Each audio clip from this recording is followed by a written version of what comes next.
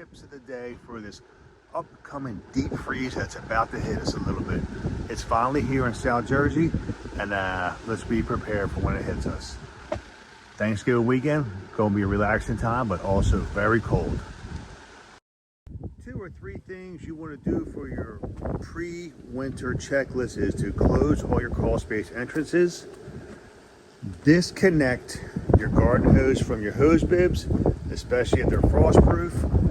That will prevent the water from draining out. And importantly is to close all your air vents so your crawl space is not in crosswind from Mother Nature. You're going to see the water come out, and if this was freezing, the bib would not have a chance to drain out, thus freezing inside the wall.